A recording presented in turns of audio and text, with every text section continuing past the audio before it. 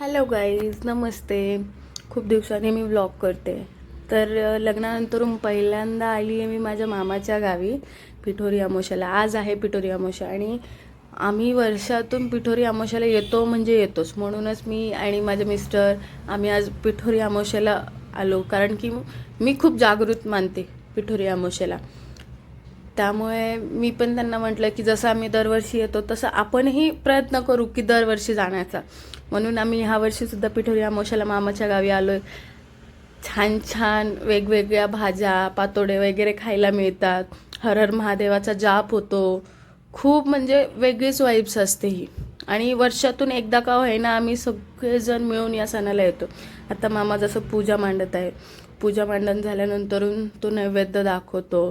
तिथे बघितलं मामी पण माझी दिवे लावतीये समई.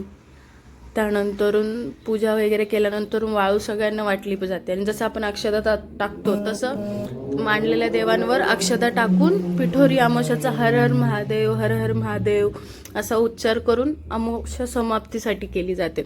सर्वजण फॅमिली बघा किती आनंदाने हर हर महादेव म्हणत आहेत. हे झाल्यानंतर मी आणि माझे हजबंड आम्ही देवाची आरती केली, प्रार्थना केली. देवाला म्हटलं की सगळं काही व्यवस्थित तुझ्याच हातात आहे, तू तसं खूप सुखी ठेवतोयस, आम्हाला अजूनही सुखी ठेव आणि प्रयत्न करू की आम्ही दरवर्षी येण्याचा इथे.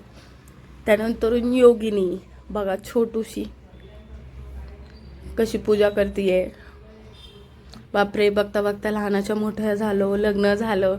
आज आफ्टर मॅरेज म्हणजे वेगळंच फिलिंग आहे. त्यानंतर आम्ही सर्वांनी छान असं फोटोशूट केलं. मामा मामी मी पप्पा राजन छोटा मामा सर्वांनी. आणि सर्वात माझा फेवरेट टास्क जेवण.